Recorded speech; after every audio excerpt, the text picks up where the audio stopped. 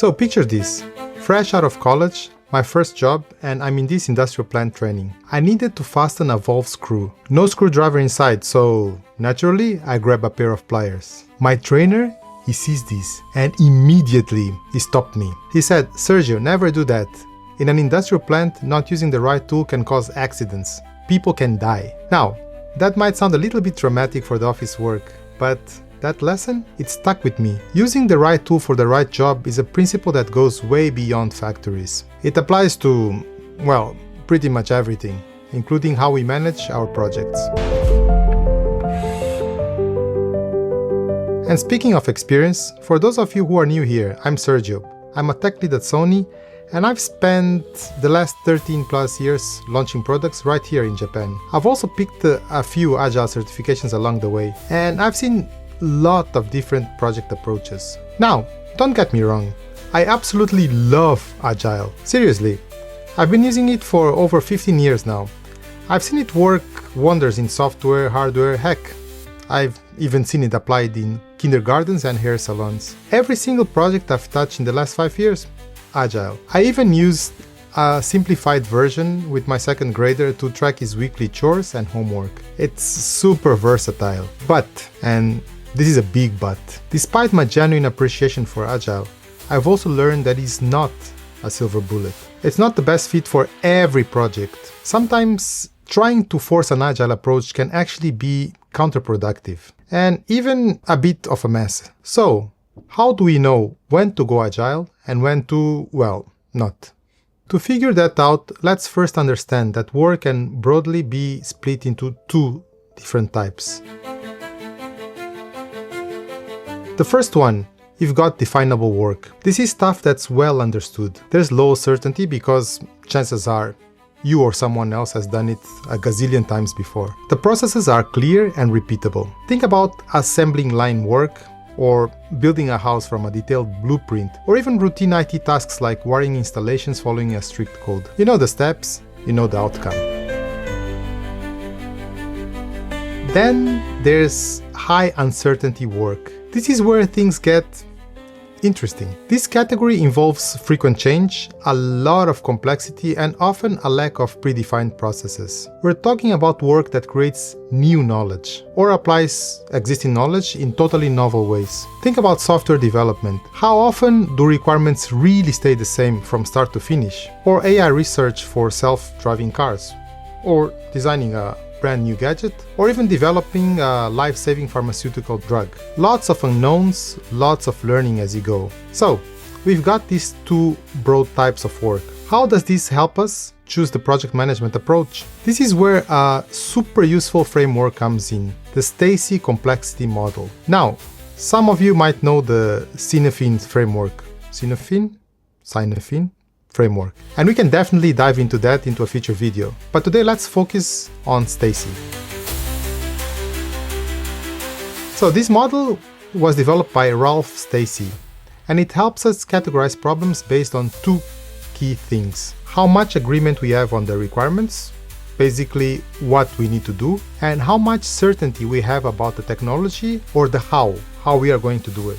The model maps projects into 4 domains. The first domain is simple, and here the requirements are clear. Everyone agrees. The technology needed, also well established and commonly used. There's low ambiguity. Think of those IT support tasks again. Resetting a password. You know the requirement, you know the tech. Simple. The next domain is complicated. Now things get a bit trickier here. There might be some ambiguity in either the requirements or the technology. You need to do a bit of analysis, maybe bring in some experts before you can really nail things down. Perhaps building a standard bridge.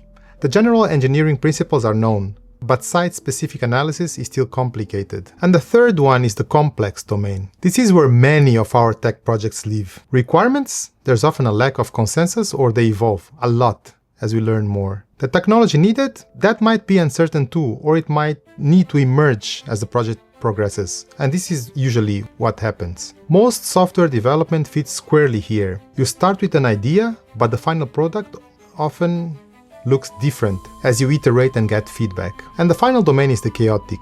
This is chaos. This is where there are just too many unknowns. Both requirements and technology are up in the air. It's a high-risk scenario where trying to impose a rigid structure can actually make things worse. Think about responding to a massive cybersecurity attack or coordinating disaster relief after an earthquake. Action is paramount. Okay, so we have these domains. How do we choose the right approach based on them? If your project lands in the simple domain, it's likely definable work. And honestly, a traditional project management approach, think Waterfall or a very structured approach, often works best here. You don't need daily stand-ups and iterative sprints to reset a password or manage user accounts by the book. It's repeatable, the processes are defined, just follow the best practices. Efficiency and consistency are the key here. Now, if your project is in the complicated or complex domain, this is where Agile truly shines. These projects are usually that high uncertainty work we talked about. Agile methodologies are built for this. They embrace experimentation, adaptation, and getting that continuous feedback. Software development, hardware projects, designing something new. Agile allows you to navigate the uncertainty, learn and adjust course. Trying to define everything up front in the rigid plan for this, that's a recipe for frustration and wasted effort, as you may know. And what if your project is in the chaotic domain? This is actually an extreme version of high uncertainty work.